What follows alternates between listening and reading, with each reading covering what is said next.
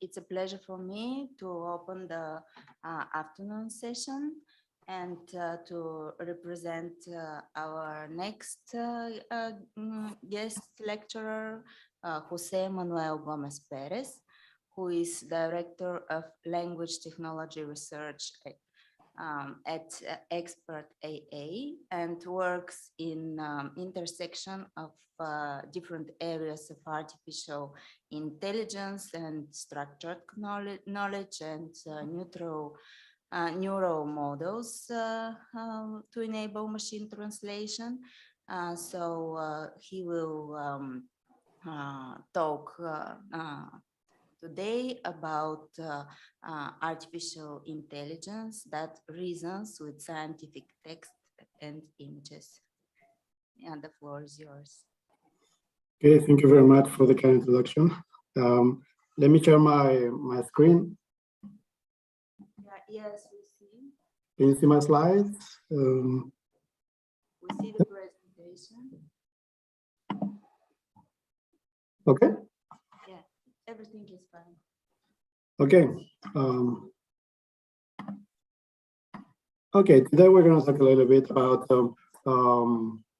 understanding and leveraging the information that you can extract from scientific documents. And we will see that this is a cross-modal task by nature.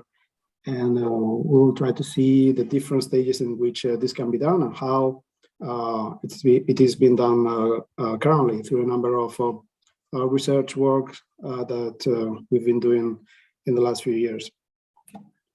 So I would like just to start by echoing this reflection from Joanna Hill at the Expert.ai conference a couple of years ago, where she gave her presidential address that was titled "Will AI Write the Scientific Papers of the Future?"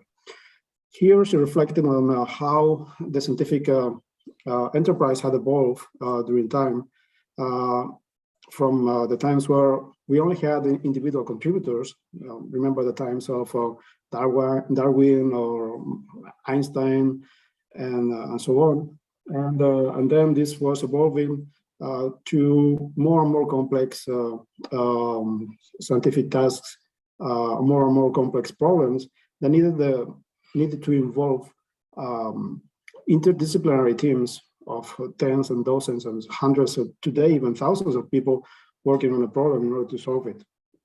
Consider, for example, that polio, that was a scourge for mankind for millennia, was finally solved through a vaccine provided by and produced by a single scientist.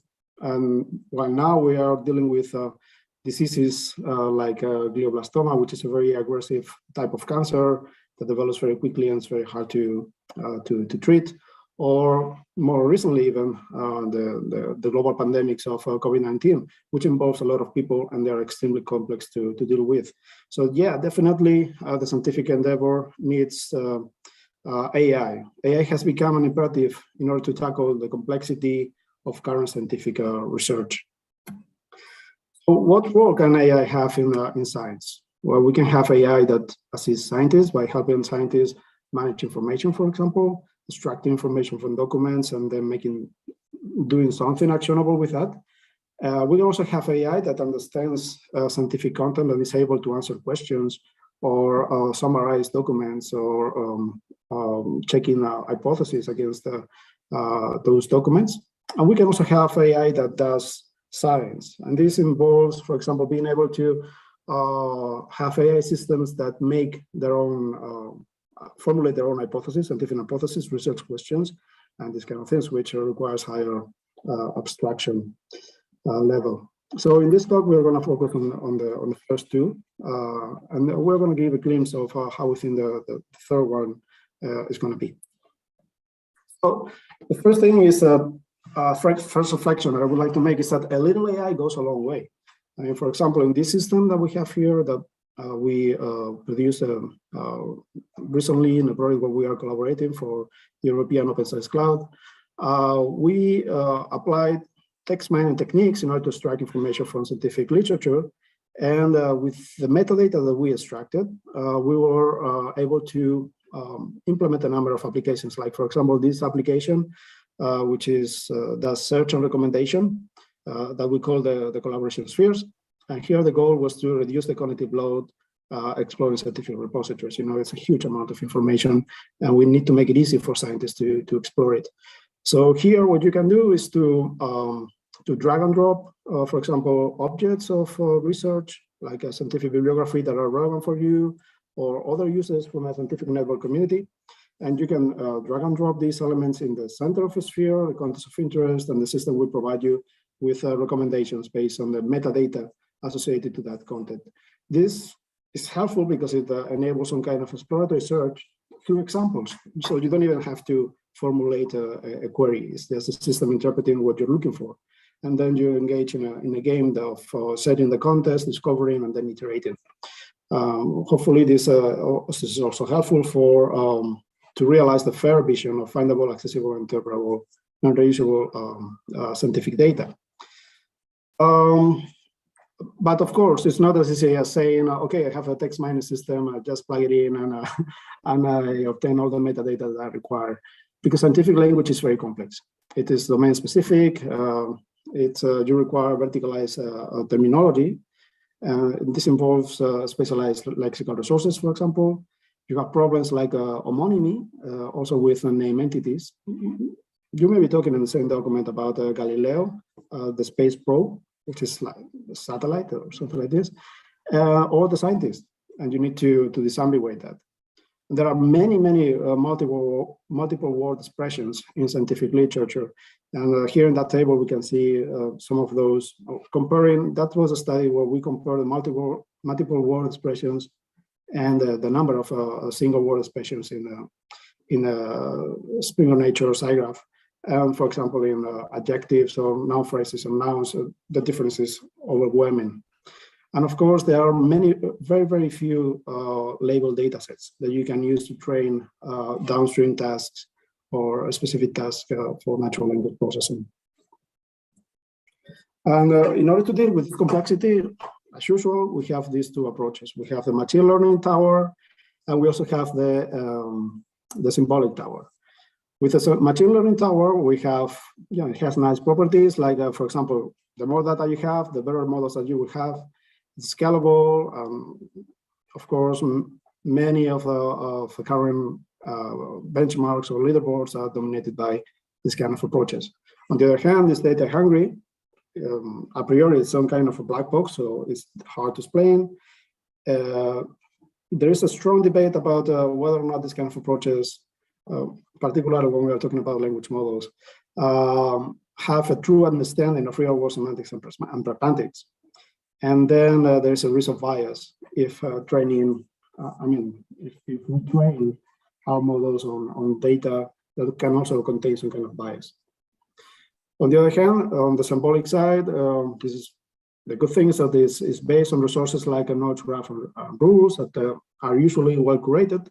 You don't need training in principle, and it's logically interpretable. But you have to do a lot of manual modeling. Not really, because there are tools that help you with this. On the opposite to the machine learning tower, in this paradigm, the more data you have, the more chances of encountering corner cases that you can have, and this is hard to model. And of course, in the end, modeling can be time-consuming, and this is all part of the problem known as the knowledge bottleneck. Regardless of the approach, in the end, science is a mission-critical business where accuracy is key, but so are things like explainability and accountability. Here I selected two examples where, for example, on the right-hand side of a slide, you can see a paper from Nature. This is from a few years ago, where they realized this study identified that 47 of 53 landmark publications in cancer research could not be reproduced. And this is a huge problem. And on the other hand, we can see the explosion of the first Ariane 5 flight that happened in 1996. So yeah, there's a lot of implications in the kind of applications of this kind of technology that we need to be aware of. I'm not saying that what happened here was because of natural language processing technologies done badly, but what I'm saying is that if we want to deploy our models in these domains, we need to keep a close eye on these topics. Okay, after that reflection, I'm going to start talking about AI that understands scientific information. For example, in the context of machine reading comprehension. Here we have a reference from another presidential address. In this case, it was Raj Reddy many years ago, already in 1988, where he said that reading a chapter in a college freshman text, like physics or accounting, and answering the questions, the typical questions that you have at the end of a chapter, is a hard AI problem. And these problems require, in order to be solved, advances in vision, language problem solving, and learning theory. This, I mean, Raj Reddy said this in 1988, but this is still a very hard problem to solve. And more interestingly for us, from the perspective of the interaction of language and vision, machine reading comprehension, and according to this definition, is a cross-modal problem by nature, and particularly in the case of scientific documents. When we read a scientific paper, as reviewers or simply because we are interested in some scientific discipline, what do? This is a scientific discourse usually adopts the form of a narrative, and we rarely read a whole paper sequentially. We may start with the abstract and the title. We may look at the general idea, then go through the experimentation, evaluation results, conclusions, and then take a look at the tables, the figures, and then we iterate on that in order to understand it and reach our own conclusions, especially if we are reviewing the paper, as many of us do for different scientific publications, so scientific conference or venues in general. The thing is that in scientific literature, scientific papers, to facilitate the human understanding, we not only use text. We use text, but we also use figures, we use diagrams, we use a number of images, which represent a variety of modalities that are mutually supportive with each other. So in order to obtain or communicate a vision in a holistic way. This, from the perspective of an AI system that needs to understand a scientific paper, entails understanding of language, but also things like figures, diagrams, and tables. From here to the end of the presentation, I'm going to focus on figures and diagrams, basically. So the first observation that we did when we started working in this problem is that how can we relate scientific language and visual information, particularly figures and diagrams? There's barely any data set out there, particularly any label data sets. There are a few, but very few, like AI2D and these kind of things. And they are small, or they are not focused on the kind of figures or diagrams that we're interested in. So how can we obtain a source of supervision so that we can relate text and figures? So the idea here was to use scientific figures as they appear in the papers and their captions, the text that describes the figure itself, because there's a lot of information here, and we thought that we could use it as a free source of supervision. So, for example, in the caption, you can obtain information about the definition of the concept described in the figure or the diagram. For example, in this case, what is this? This is a simplified diagram of an advanced LIGO detector. Or we can also find a description about, for example, the experimental settings, or supporting information with details that can be very interesting and that are supported in the figure, in the diagram. So yeah, caption seems to be a very interesting source of free supervision when we are dealing with scientific figures. So we designed this task, which we call the figure caption correspondence task, in order to tap on this source of supervision.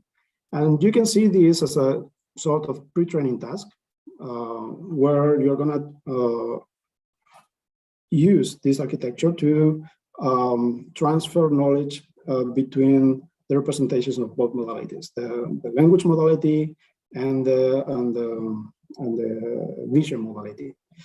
So basically here we have very simple design. We have the CMS network with a branch that does the encoding of the visual side, and another branch that does the encoding of the language side. And then we have a fusion layer on top of those.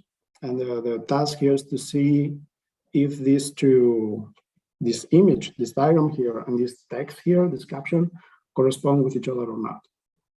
Also, we did some tricks here because it was not just the text and the figures or diagrams that we use, but we also use some structural knowledge in order to enrich these representations. And this proved to be helpful in order to improve the results that we obtained. Okay, this is the actual implementation of this model. We wanted to see, I mean, we could have used a much more complex with architecture with many more parameters, or we could have used more complex ways to represent the vision side or the language side. But we wanted to see how simple we could go in order to obtain promising results. So we opted for example, on the vision side, a BGG style network with several convolutional blocks. And on the language side, we did something similar. I mean, we use the succession of the sequence of convolutional blocks in order to produce the encodings of the images and the language. And then the fusion subnetwork on top of those, it just takes the output of the last convolutional blocks, and we run a fully connected layer and a softmax on top of that for binary classification. Do these correspond or not? And we didn't use a very complicated loss function here. It was just cross entropy because we want to keep it very simple.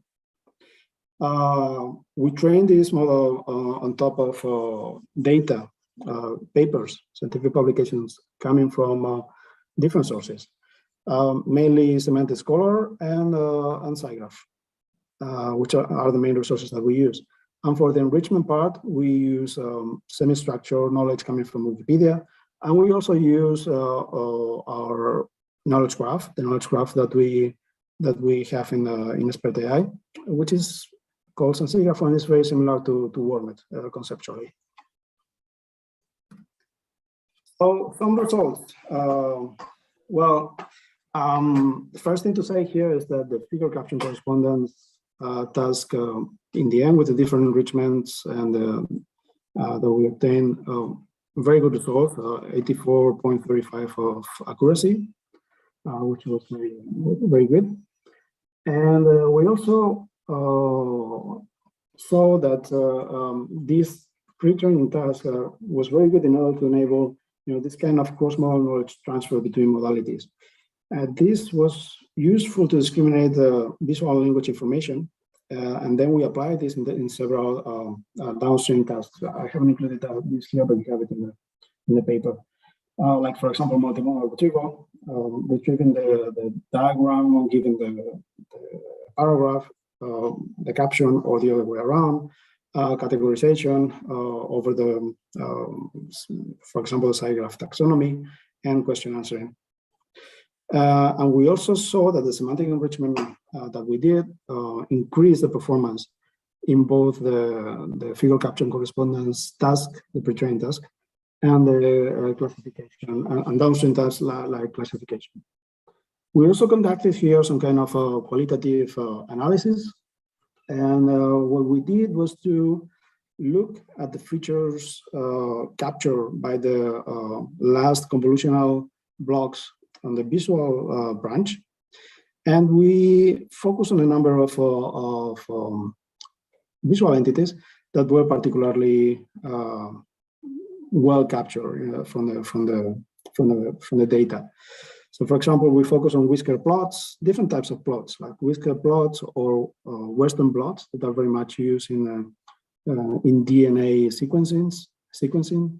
We also looked at multi-image diagrams where you see comparisons between different types of images. I mean, between different images of the same type.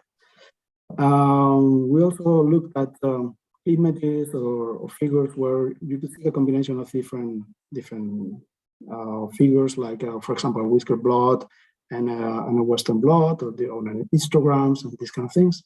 Line plots, this is a classic in any scientific paper, and then text that is included in the figures. So we took these features and we analyzed the heat maps that we obtained.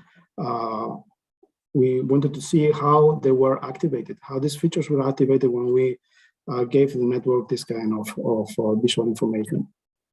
And the results were very interesting. For example, in the whisker plots, we could see that the model was able to discriminate the actual whiskers in the plots, as you can see here in the first column. The Western blots, the model was spot on the actual plots. In the multi-image figures, we could see how the model was able to focus on the separations between the boundaries between the different images that were being compared, and so on and so forth. It's very interesting, for example, in the line plots, how the model looks at the almost exact plot that is contained in the figure. And if we look at in figure text, the last column on the right, the model seems to exhibit some properties or some ability to identify text that is actually written in the figure. Okay, so that's the first piece of work that I wanted to share with you about scientific paper understanding. And the focus on the second one is more focused on a particular downstream task, which is called textbook question answering.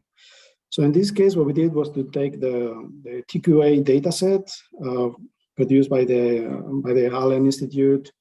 This was in 2017 already. This work is more recent than that, but we thought that this dataset was very interesting because it describes very complex scientific phenomena through a combination of text and diagrams. It focuses on three main disciplines: life sciences, earth sciences, and physical science, from middle school in the US. And the goal of the task here is to answer the questions that may involve language, visual information, or both. We have three main types of questions. We have true-false questions, we have multiple choice questions, and then we also have diagram questions. So the questions that we know that they come with a diagram, and then you have to look at the diagram and then be able to answer that. In TQA, a peculiarity of the data set is that there is barely any overlap between the training set and the test set. So this means that in terms of the lessons that you use in order to train the system, this means that the system needs to have prior knowledge and has to leverage that knowledge in order to make the best out of a training set and generalize to the test set. We deal with very complex phenomena here, like processes involving mitosis or transitions between the different states of matter, these kind of things. We need to understand the relationships between the different constituents of the diagrams that are in the data set.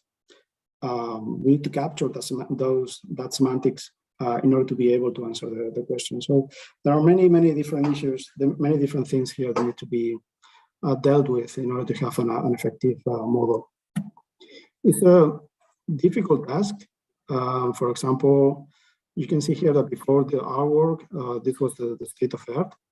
In a text true false question, the best model only obtained 62 points of accuracy. For text multiple choice, it was below 50, so this model wouldn't pass this test. For the aggregated text only questions, this would be about 54 accuracy. And for diagram multiple choice questions, this was very low. This was only 37 points of accuracy. So yeah, we can see here between the different models that there has been nice progress, but still the performance was quite poor. So in the context of this task, we proposed this system that is called ISAC, standing for Intelligent System for Automatically Answering Textbook Questions. And ISAC works on three main pillars. Background retrieval. So basically, we go to we retrieve the context information which is interesting for answering the different questions. We retrieve that from the textbook, and then with the different ways in which we can retrieve that information, we train the number of solvers that can answer those questions. And finally, we ensemble the different solvers into a single system, which leverage all this information, and this is the system that we use in order to answer the questions in the test set. We heavily rely on pre-training on related datasets. For the case of text, these datasets are the RACE dataset, ARC, easy and challenge datasets, and OpenBookQA, which are similar conceptually to TQA because they are also about the scientific domain, and they contain a lot of multiple choice questions. And then for the diagram side, we use BQA abstract scenes and AI2D, which is AI2D is the only specific scientific diagram dataset that we knew of still today, dealing with these kind of things, and the only one that is annotated. So, yeah. So for background retrieval, imagine that we have this question: erosion by ocean waves can cause, and we have four options: sandbars, spits, cliffs, and beaches. We have three retrievers here that are used to train three different solvers. For example, one retriever based on information retrieval, just using Elasticsearch or something like this.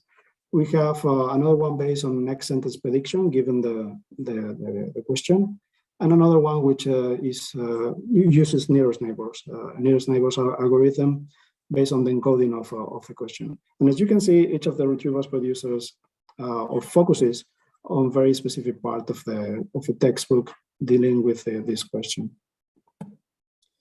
In terms of solvers, what we do is basically to divide TQA into the three individual subtasks, one for each question type: true-false questions, test multiple choice questions, and diagram multiple choice questions. We model the true-false models, the true-false as an entailment task, where the background is the premise and the question is the hypothesis.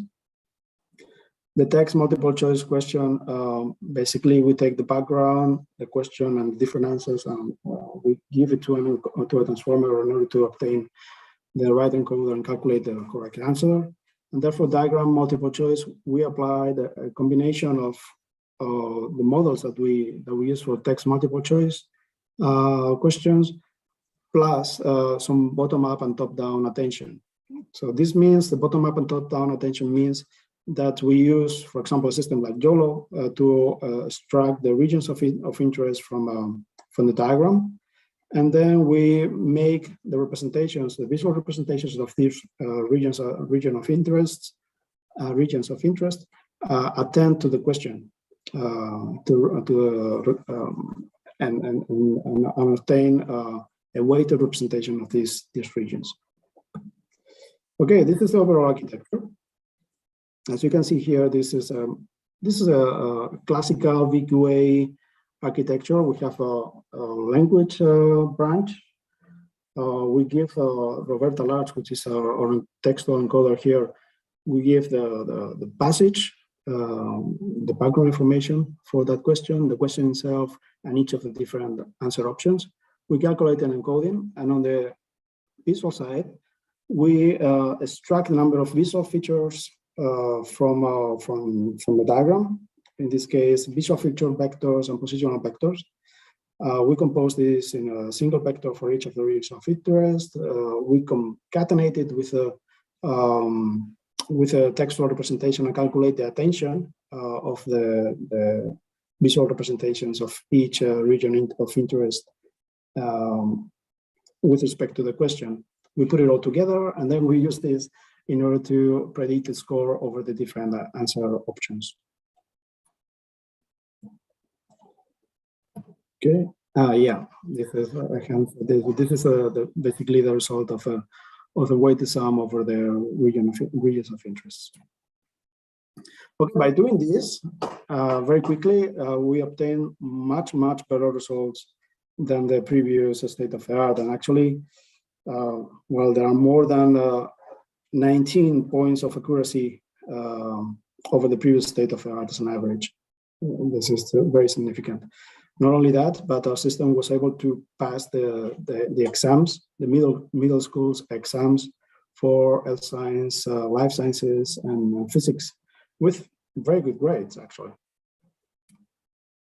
Here we have some examples of questions. For example, here we have a question: which of the following layers comprise mineral particles? And the right question here is topsoil.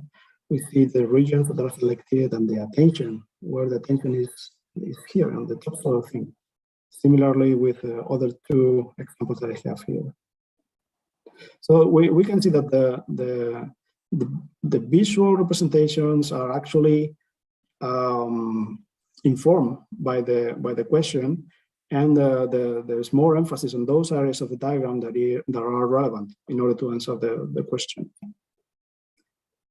Very quickly, we did some analysis of how good the model was in terms of the different reasoning types and knowledge types that were involved. In order to do this, we focus on multiple choice questions, only for text in this case, and the ARC challenge dataset. And we could see that the model was very good for analogical reasoning. It was quite good in general, for analogical reasoning especially, which is one of the main reasoning types for textbook question answering. And also we saw that we had slightly lower results in algebraic and space reasoning. So this is a clue for future work. So other things that we learned by looking at the heat maps of the visual representations. Well, in general, the intensity of the visual attention was quite low, even when confidence on the predicted answer was high.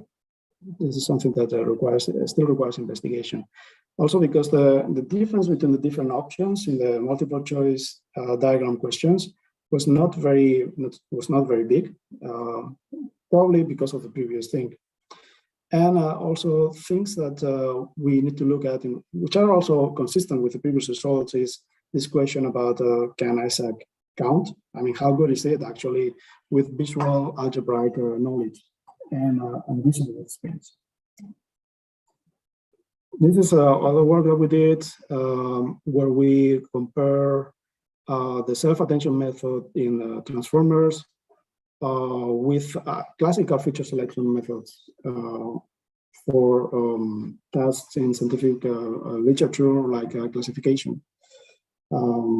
We saw that self-attention can be used as a feature selection method, although in general you're going to be better off with the classical feature selection method. But in my opinion, what was most interesting about this work is that compared to representations, structural representations like ConceptNet, there was a good overlap about what was interesting according to a transformer and what was represented in a knowledge graph. There's more information here in the paper if you are interested about this. So just to finalize, a few words about the different I mean, where are we at the moment, and will we ever be able to write the scientific papers of the future, as Yolanda Hill asked in her presidential address? I think so. I mean, we would probably sooner than later get to a state where we will be able to have AI systems that are actually able to do scientific work. Right now, we have AI that assists scientists. We have elements of language, logic, and cognition that already provide this kind of functionality. We have systems that are exceptionally good in understanding science from a machine reading comprehension point of view, including systems that deal with language and vision tasks, like Isaac. And we are not so far from starting seeing systems based on the recent development, especially in language technologies, that are able to generate scientific questions, hypotheses, and so on. So yeah, sooner or later, I would say that we will get there. So that was the end of my talk. Thank you very much for your attention. And if we have time, I'm happy to take any question.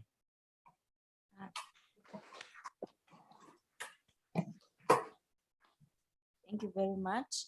It's time for questions. Does someone want to ask something?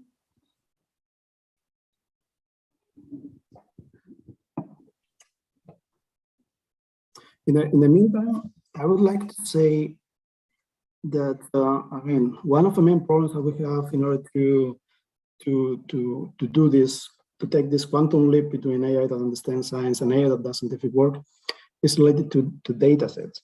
That's why I'm very excited when I see work on coarse model data sets, and particularly in the scientific domain, because there's a huge scarcity related to that.